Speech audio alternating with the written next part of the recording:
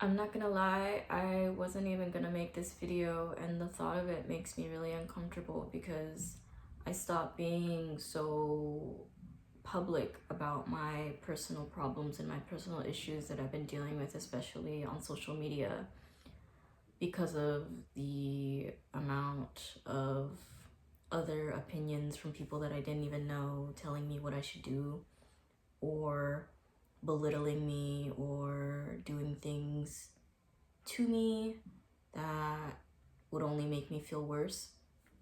But I thought I would make this video because I feel like this is really important to me, and I feel like other people should know what they're getting into if you suffer from mental illness and you want to live in Japan. So I'm just gonna tell you the truth about it and tell you what it's really like to live in a body where your mind is not always in a place where you feel safe. So just to get down to it, I have a series of mental illnesses. I have bipolar 2, I have OCD, I have CPTSD, I have just your regular depression and anxiety. Not sure if I'm missing anything else, well, besides the ARFID, which is a type of eating disorder. And my therapist told me that she suspects that I have autism, but she's not a psychiatrist, so I am just like, okay. But those are the diagnoses, I guess, that a psychiatrist gave me in 2020 when I wanted an updated diagnosis. So while I was in the United States, I paid a psychiatrist like $700, $800 out of pocket just for her to talk to me for an hour to figure out what was going on. And she kind of came to the conclusion that I was struggling with all of these things. And she put me on 2 types of medication, trazodone for sleep because I literally cannot sleep unless I am heavily medicated, and Latuda, which is an antipsychotic for bipolar disorder or schizophrenia, but I do not have schizophrenia, so I use it for my bipolar disorder and depression. Before I went back to the States in 2020, for example, like 2017 and 2018 when I was making videos, I was unmedicated and I would do things that I myself would not agree with now as an adult. I would do things that I regret. I was very hypersexual because of trauma. As you guys know, like I was raped before I moved to Japan, like a few months before. And I moved here hoping that I could get away from that, only to end up getting raped a year later by Japanese guys, which I could probably talk about in another video about, sexual assault awareness in Japan. Anyways, so that still affects me and adds on to the CPTSD that I struggle with every day. It's not just PTSD, it's complex PTSD, so it's not just like a singular event, it's just like your entire life, Anxiety is something that I don't really struggle with as much. It used to be much worse, where I'd have panic attacks every day and I'd have mental breakdowns, the full on like sliding down the wall, crying type shit. Like, it was bad. Now it's just kind of like the intrusive thoughts from OCD of just me having thoughts that I don't necessarily agree with and shutting those down. And I am in therapy now, but it's not very frequent. I used to have weekly therapy sessions for about 2 years, and then I fired my ex-therapist and I started seeing another one, and it's helped somewhat, but I'm still struggling every day. And now I'm in Japan again, and I decided to see another psychiatrist to see if I could get my meds reevaluated, to see if I can like find a different treatment plan. And I met with a psychiatrist last month and I told her my symptoms, and she was just like, do you want to kill yourself? And I was like, no, I don't. And she was like, well, that's good. And I was like, but I'm still depressed. I'm very depressed. I don't want to get out of bed. I'm still motivated. Like, I can like clean my house and like meet friends and stuff, but I'm never happy. I never feel joy. I never feel content. I always feel dread. And she was just like, okay. And I was like, I also can't have sex. Like, I literally just can't.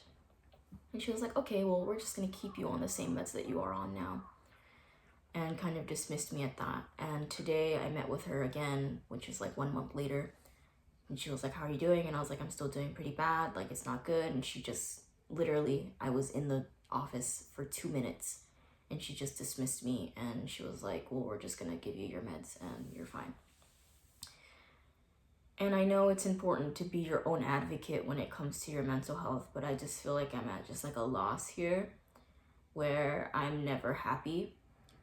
I can feel happy like once every couple of weeks. But like every day of just like, yay, like I feel like this is what I should be doing. Like, sure, I can laugh and like hang out with friends, but I always have that feeling just deep in your chest, you know, that like things aren't gonna get better. And things have gotten better and things have improved, but it's just like the weight that your body carries every day, just from experiencing life every day, especially in my body, which has been abused and traumatized and just literally just thrown away like nothing. That affects me. And I really do want to get help, and I just don't know where the fuck to look. So if you're trying to get mental health care in Japan, I wouldn't recommend it. I had another psychiatrist, well, not even a psychiatrist, I had another doctor here in Japan, and he would do the same thing. I would travel all the way to see him, and he'd just give me meds and send me on my way.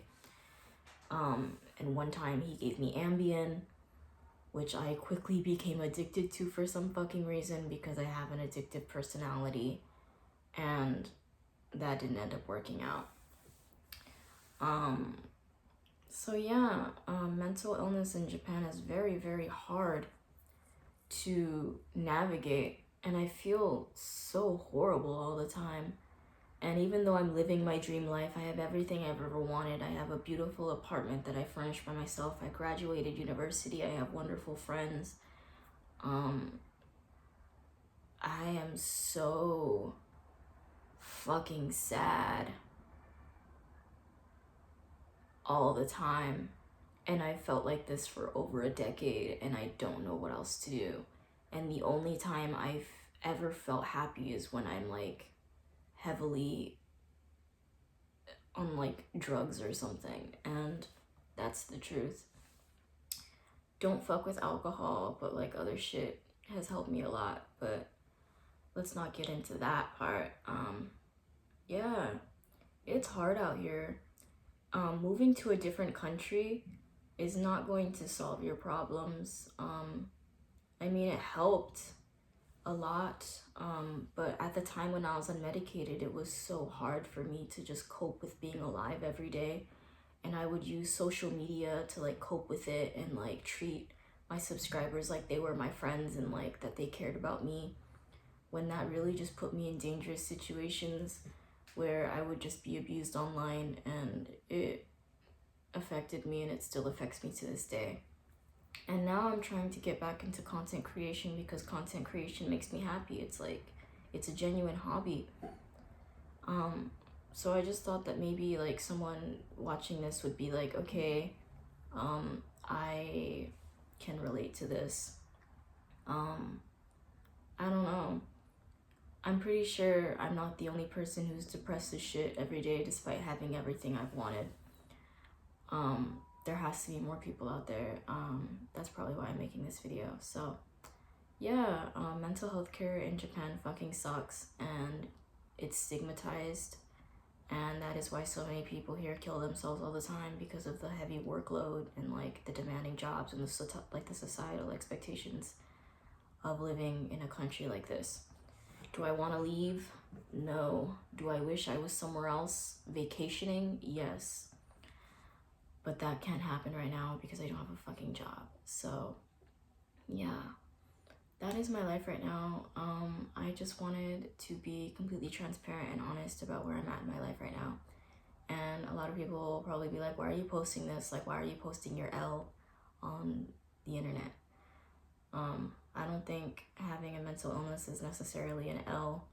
I think it's just part of life, and yeah, so hopefully someone watching this can relate and maybe even suggest something that I haven't tried, even though I've tried nearly everything that I could possibly think of. It's just really hard to navigate life. So yeah, I don't want to say I hope you enjoy this video because it's basically just you enjoying my misery, but I hope you can gain something from this video and realize that like dropping everything and moving to a different country is not going to be the cure-all for whatever you're going through. It might even make it worse.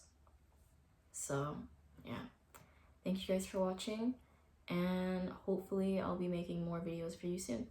Bye bye.